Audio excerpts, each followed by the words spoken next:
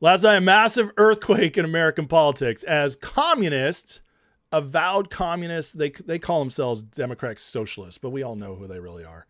The Democratic Socialists of America, DSA, won pretty much every race they ran last night, and most of them overwhelmingly. And it showed that Mamdani is now kingmaker in New York, which is one of the liberal hubs, the liberal bastions in America. And this has got a lot of repercussions we're going to get through. And one of them is that other Democrats are in a panic. And this actually might be a really good thing for us. So look at this. Mamdani-backed lefties sweep in New York City congressional primaries as socialist mayor's influence grows to D.C. Read today's cover here. These people could be going to the House of Representatives this fall. As the New York Post puts up, the hateful slate. Great headline.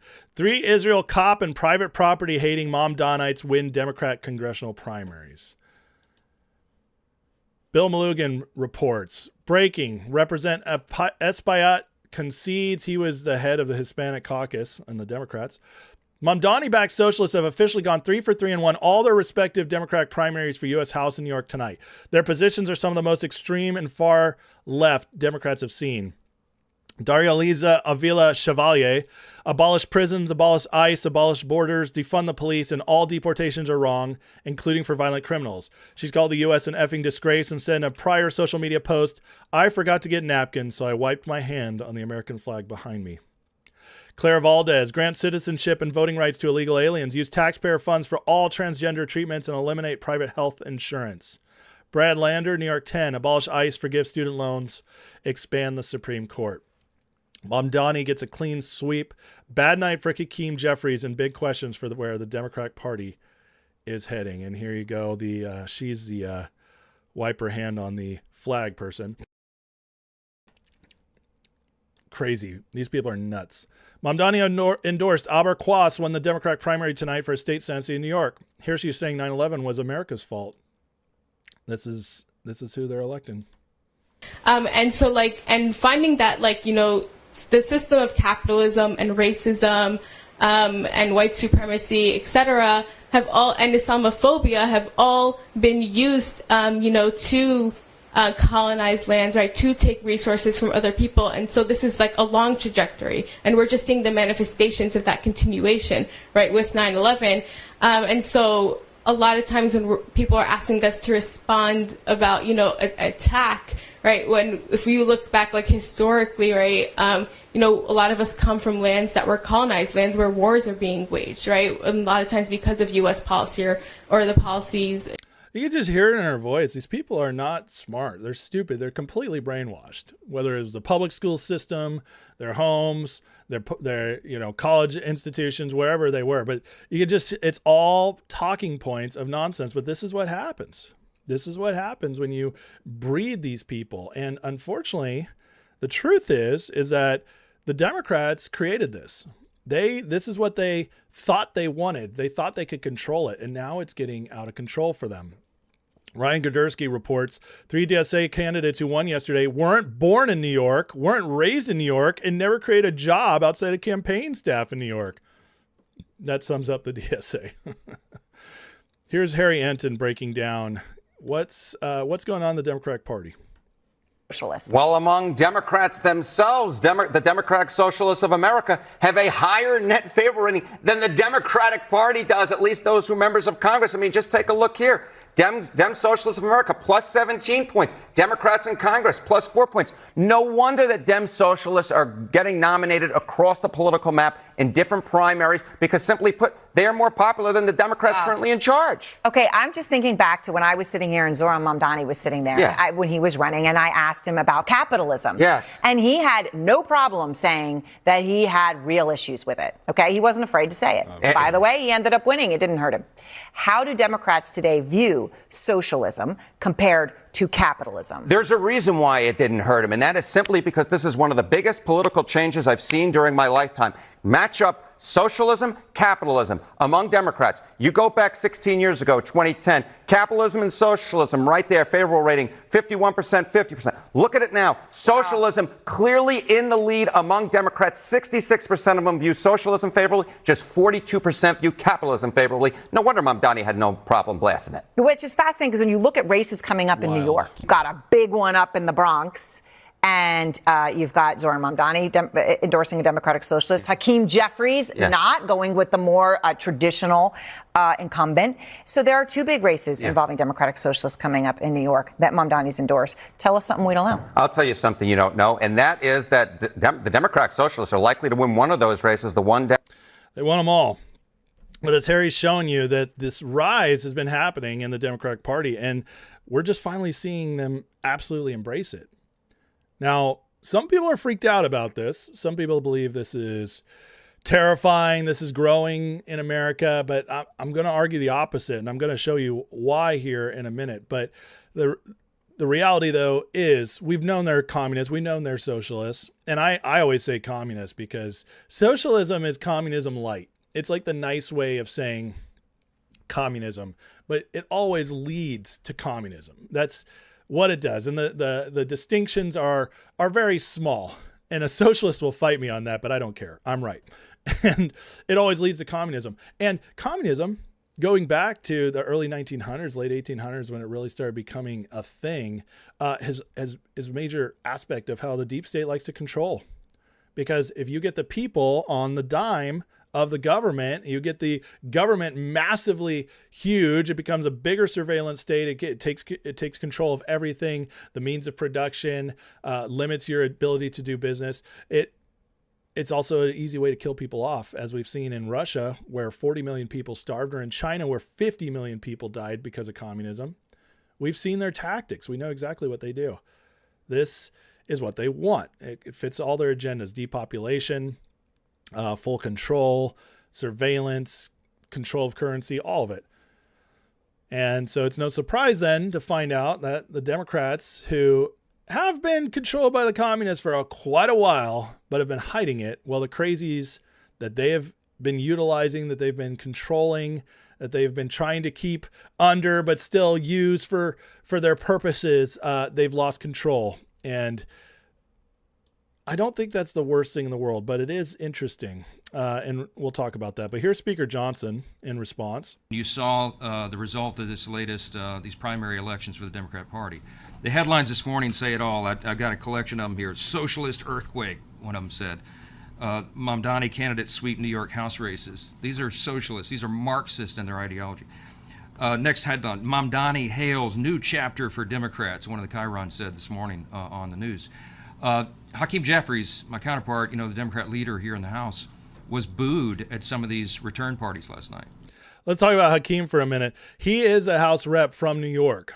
And the word is that Hakeem cut a deal with Mamdani and said, Mamdani, basically, don't primary me and I won't fight against your other people.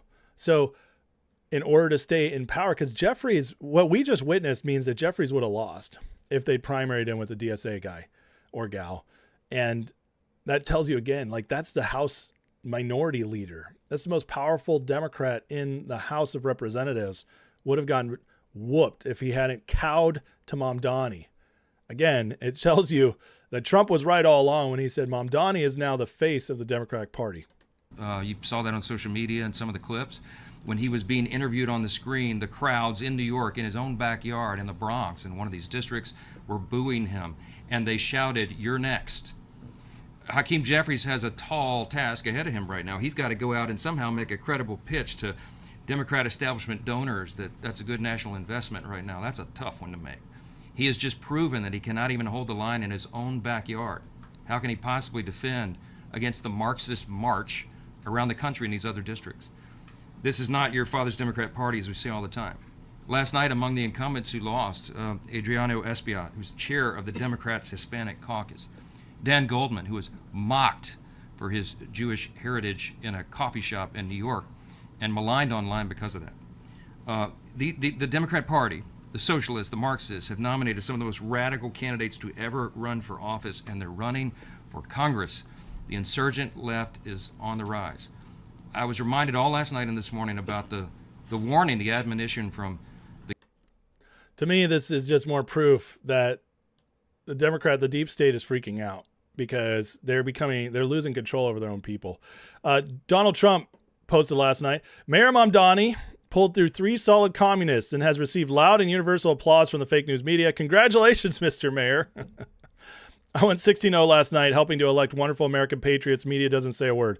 Over the last 2 years, my endorsements netted 259 primary wins and almost no losses with zero media attention. And he followed it up with, America the Beautiful will never be a communist country, is what he posted at 2 in the morning last night, showing that Trump was paying attention. But also, I think he's trying to give us some shout out here, some messaging that we don't have to worry. He says communists are winning in badly failing blue states. Many communists running in these states, votes seem to have them doing quite well against each other. Bad news is history has conclusively shown that downtrodden states they'll soon be running will only get worse. MAGA. And just a little more background on these people. The founder of Quad organization stated intention to undermine and eradicate America through the use of violence in America. She's now the Democrat nominee. And here is some of what they're, again, Democrats can't hide anymore. They've hitched their wagon to these people. It says this action, first of many, we won't stop until the university fully divests from forms of settler colonial violence. Divest is not incrementalist, nothing short of the total collapse of university structure and American empire itself. Undermine, eradicate America. We act in full support of Palestinian resistance. To translate the resilience of Gaza, unrest and violence in America, these people are crazy. But here's where it starts getting interesting. Stephen Miller calls it out, and then we're going to watch the Democrat freak out here in a minute.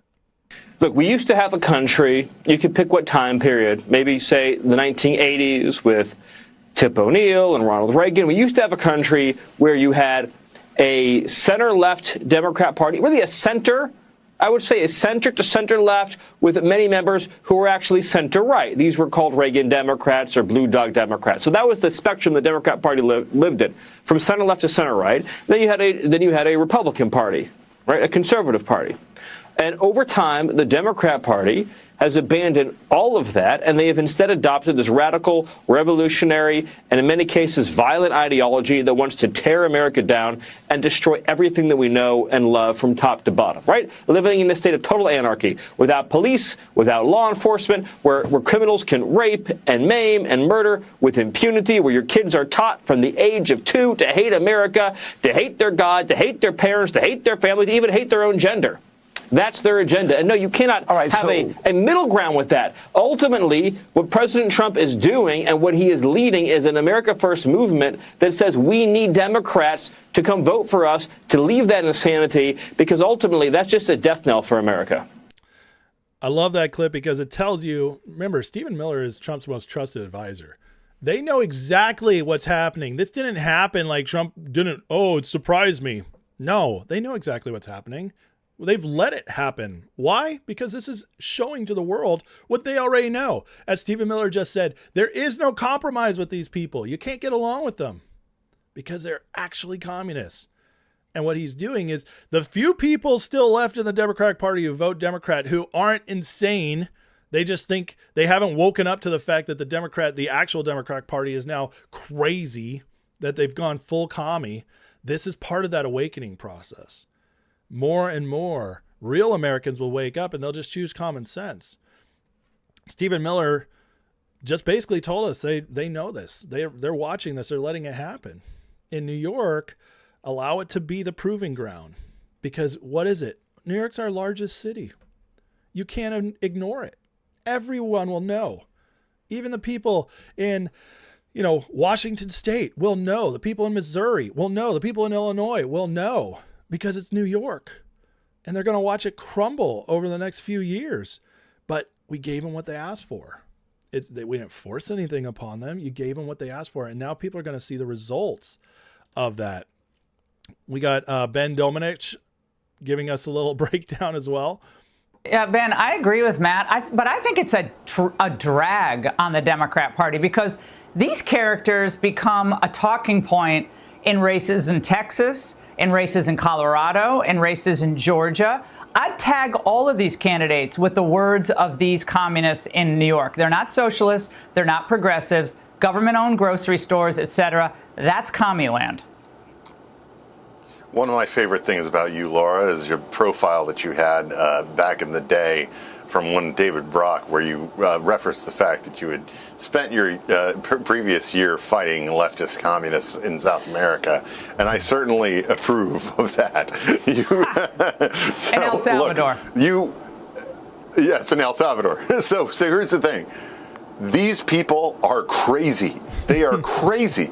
They want to burn down everything that makes America great. They also want to burn down, by the way, everything that would pay for the different things that they want about America. You look at the billionaire tax in California. It's like you want to destroy the very thing that you're also asking to pay for all of these different, unicorn fart kind of things that you're offering to the American people. And look, when it comes to these candidates, I think that they're terrible. I think that they're trash. But I also think they're honest. They are actually where the Democratic Party is today. He nails it.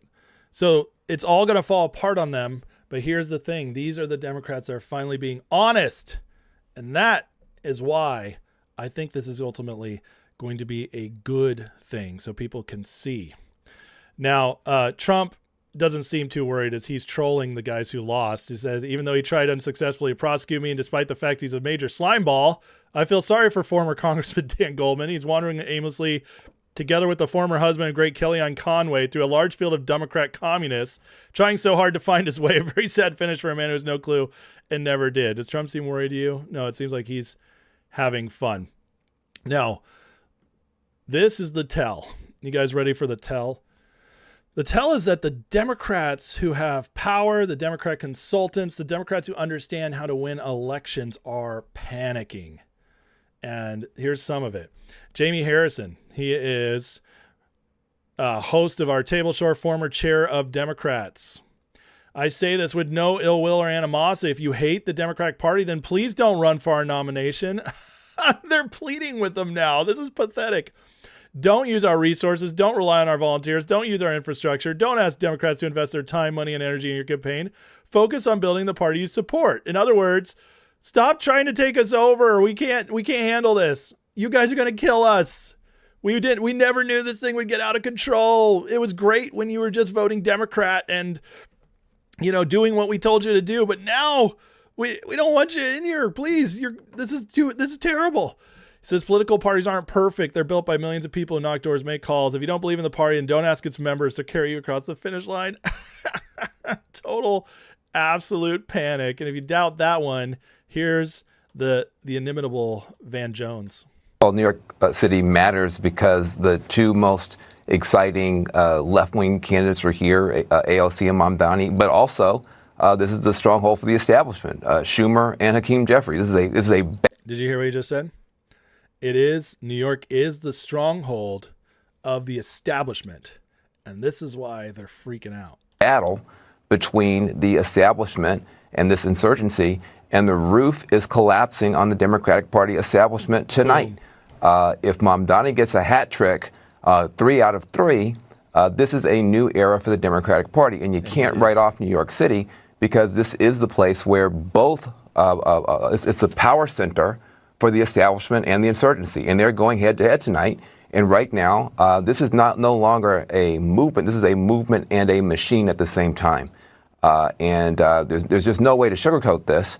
If Mamdani pulls off a hat trick, it is a new era in Democratic Party politics. Well, and if you're a moderate Democrat who's on the election, who's on the ballot this November, Van, I mean, they're all going to get asked about the positions that we're hearing from these other fellow Democrats. Well, look, I think, from our frontline Democrats will be able to make their case for themselves. I think they'll be able to do okay. We got a lot of national security Democrats in other parts of the country, but this is a big deal tonight. And I think that, look, I don't know what you want me to say here. This is a straight up battle between the establishment and the insurgency, and the establishment is getting its butt kicked tonight in New York City. Van Jones is a commie. He's a hard, progressive left-winger who was the climate czar for Obama. He's super left. He is. But I'll say this about Van Jones. He understands the game. He hides it. He tries to come across as this moderate Democrat because that's how you win elections. That's how you beat the Republicans and dupe the American people. What Van Jones is freaking out about right now is that they were never supposed to be honest about it. It was never supposed to get out there. The truth was supposed to be hidden. We were supposed to slow roll it. And he is freaking out because he knows that what Obama and them did worked. It got elections won. It gave them their largest coalition ever. And even though they failed, when they had 60 senators, they could still barely get anything through, except for Obamacare. They failed, but they still knew how to win elections. And the problem now is that you can't win elections in America if you're a communist. Sure, you can in a crazy district here and there. That's not what I'm talking about. You can't get the presidency. You can't win the Senate. You can't win the whole House. And this happening leading up to the midterms has the Democrats freaking out. Here's another Democrat, Bill Maher, who actually kind of saw this coming and has been warning his own party about Mamdani. New York is New York. It's definitely it's the media capital, the financial capital. It is a bellwether like no other city is in this country. So don't tell me that who the mayor of New York is doesn't matter. Let me play devil's advocate for a second. Do you think, let's say, on the season? For those who don't know, that's Brian Tyler Cohen, who is a hardcore leftist content creator, gets a lot of views. He is all for this. Then this is the disconnect. Maher is the old school liberal Democrat. He hates Republicans, but he hates his own side and what they're becoming. He's smart. Maher's smart. He thinks wokeism is retarded. Maher's smart. Whether you like him or not, he's smart. This guy is a total absolute moron, and he's all in. And Maher's trying to wake him up and be like, you got to understand, this will kill the Democrats. But this guy's pushing back. So this is very interesting. He's the means of production. Do you think that the mayor, that one person, if he is a democratic socialist, do you think that he would have the power and influence to be able to, usher in socialism? He definitely has the power and influence to elect J.D. Vance or whoever is the Republican candidate next time. It is a walking commercial for the Republican Party nationally. The Republicans are going to... When you let the Democrat socialists... And now they're actually calling themselves socialists. When you let them take over a major American city, this is what you get. The state-run grocery stores, which work so well in Cuba and the Soviet Union and Venezuela, just bad ideas. And again, this ugly streak, streak of anti-Semitism. Who's the most popular politician on the left? AOC? I don't know. One of, but who's Bernie? Bernie is yeah. Bernie is. I mean, he's not a capitalist. No, he's not, and he's also not president. He's not. Maher nails it. Listen, this is the truth, though. Maher knows, just like Van Jones knew. You can't. What did Maher just say? They're calling themselves socialists now. He gets it. He's like, this will elect J.D. Vance or whoever is the presidential guy. This is, as he's put it, a commercial for the Republicans. He gets it. This is panic. This is them showing you that the ones who understand are like, this is not good. But the dumb young idiots that are running the party, that they played with fire and now they're getting burnt because they radicalized these people, these young people, and now they're taking over. And the Democrat establishment, who is trying to hold into power to fight MAGA, doesn't know what to do because this was never supposed to happen. They were always supposed to keep them under wraps and use them, but they're no longer able to be used. Stephen A. Smith, another Democrat leftist who has some common sense to him, he's not happy about it either. Ladies and gentlemen, let me be very, very clear. If the Democratic Party becomes the likes of Zoran Mamdani, who, by the way, I like, I'm not trying to throw any shade on him or anything like that, but if the Democratic Party becomes him, you have no chance. You have no chance. on a national basis in terms of the presidency. In Senate seats in the House, you have no chance. You have no chance. I want to be very, very clear about that. You might have a Democratic Socialist sprinkled here and there, but that ain't what America is. America's about capitalism. Yep. America's about dollars and cents. America's about an economy, a flourishing economy. Okay? And you know what it's not about? Free stuff. Somebody got to say it, so I'm going to say it. Somebody got to say it, so I'm going to say it. Ladies and gentlemen, let me be. They know. They know this is bad for them. So all the people who are worried on the right, the communists, it's true, they're communists. I'm telling you, this is a sign that they're losing control, not gaining it. And those who are smart know. Here's a great example of the kind of mindset that's going on there. Kevin O'Leary, who I've really come to admire, Mr. Wonderful from Shark Tank, he went on this podcast with these two little lefties. And O'Leary gets into these situations because he's a moderate. He's never come out as like MAGA, and he's willing to do the tours. He goes on CNBC, he goes on CNN, and he lectures these guys. But his message gets out there, and I got to tell you, what he says right here is what Americans want to hear. Listen to this. What do you think of the wealth tax? Because Jack, we were having a discussion earlier, believes that it might be a good thing. No, Jack, you're going to hell for saying that. First of all, these little young guys, like, people think that there's an old saying: when you're young, if you're not liberal, you don't have a heart. If you're older and you're not conservative, you don't have a brain. Well, young people grow up and they experience success and they experience failures and they earn paychecks and they pay taxes. And you know what they learn? We really hate the government messing with us, because there's nothing more appealing to a person than the idea of success and the ability to move up. Yes, some people get locked in, but those are not the smart people. Those are the people, and usually they're locked in from an early age. They're taught you can't do anything. The government needs to take care of you. That is not everybody. These young idiot white kids who are obviously doing pretty well for themselves, the older they get, they will become conservative, or at least as long as they're not earning paychecks from Democrats, I should say, they will likely become conservative. That's just the trend of history, especially white males. They go out to the workforce and they hate all the taxes they pay. They see the people getting by off doing nothing, and they get really angry about it, and they start voting Republican. This is the trend of history. It's the trend of the last 100 years. And the parties were different before that. But since the parties are kind of been what they were, and the Democrats have been more socialist, that's the trend.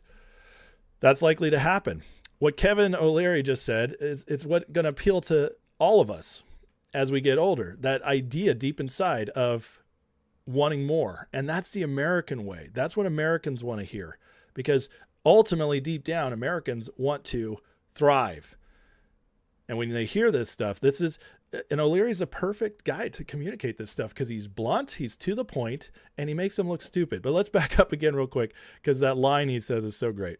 Because Jack, we were having a discussion earlier, believes that it might be a good thing. No, Jack, you're going to hell for saying that. But there's an argument to be made. No, there isn't. It's un-American. It will destroy the fabric of the economy, punishing wealth and success. Well, it's not punishing, because they already have billions of dollars. Right. The difference between having $5 billion and then, let's just say, a 10% wealth tax, $4.5 billion is not quite significant. It's just the idea that you're made a promise to come to America as an entrepreneur, to achieve the American dream, and then some arbitrary politician randomly decides, we're going to appropriate that from you. We're going to steal your wealth just because we feel that a 10% wealth tax is appropriate. It's not really stealing. You understand the argument Kevin just made that every rational person watching this will agree with? Because every person deep down, I had an old friend. This is a good example. I had an old friend who was a Democrat in California. He was raised in Europe. He Yeah, he was pretty left, but not crazy like today's Democrats, but still he was pretty left. And one day we were arguing politics because we were good friends. And I said, well, what are you going to do when someday you earn money and you're doing well for yourself? And he very honestly looked at me and he said, well, then I'll vote Republican. So again, success is a great cure to all this. And when you see somebody as successful as Kevin O'Leary, Elon Musk, that's what people want to be like. It's inspiring. It's aspirational. You want to be like that. And the more people try to take, sure, it might appeal on some sense when you're down and out or when you're young and stupid. But eventually that you overcome that. And the vast majority of Americans, I would argue, the other problem we're facing right now is the education system's so poor. Most people don't even understand what socialism is or what it leads to. We haven't been taught it anymore. We haven't been taught our history well. When you explain that, it's still in America, 65, 70%, 75% of people would say, no, I don't want that. I'd actually rather have a ceiling lifted off my head so I can go pursue my own wealth and success. And that's the thing. The messaging eventually breaks down. And I think this is just a great example of that. But Seth Keshel really nails it here. And Daniel DiMartino said, given the trend here, it seems like socialist anti-America candidate Chevalier will unseat Esbiat. What a sad, sad moment for the United States. Well, that's what a lot of people are saying. They're freaking out about it. But Keshel, who understands elections and registrations more than anybody else I've found, he's the smartest guy when it comes to understanding how people vote. He says this, what a great moment for America. People should be praying for more average Joe or first-of-a-kind rags-to-riches Democrats to be railroaded by these psychopaths. It will make them utterly unelectable in between the coastlines and may even cause Wisconsin to go Republican +2. Keep encouraging the lurch to communism. And this is what I've been saying for a long time here. It's that the more we win, the more radical they'll become. Because, as light grows, do you know what darkness is? Darkness is not... It's not a thing. The only thing darkness is the absence of light. And the less light there is, the more darkness there is. Well, as light spreads, the darkest places are the only places that stay dark. The places that are most cut off from the light. But you start noticing them more. And this is what's happening in America. We're winning. It's spreading. Being patriotic, loving your country is spreading again. It's becoming fun again. It's becoming cool again. We are living in the great summer for this with the World Cup, as all the Europeans are finding out, with July 4th of 250 years, with the whole UFC event, which is some proof of that. It keeps spreading. And what's happening is the darker places are getting darker. We're seeing where that darkness is because they're having to hunker down. They're being exposed, and now they're being honest about who they are. And ultimately, that's a very good thing. This, my friends, New York lost last night, but America won because America needs to see who the Democrats really are. And what happened last night, it proves we were right all along about them. And now they can't hide it anymore. And even the Democrats know it, which is why so many of them are freaking out. So, as Seth says, let all the communists come out. Be proud. Raise that sickle. Show me your work. Show me that you're a Marxist. Because when it comes into November, we will run to the right side of things. We'll run to the American side of things, and we'll reject this. And to me, it just means more likelihood we win big in the future.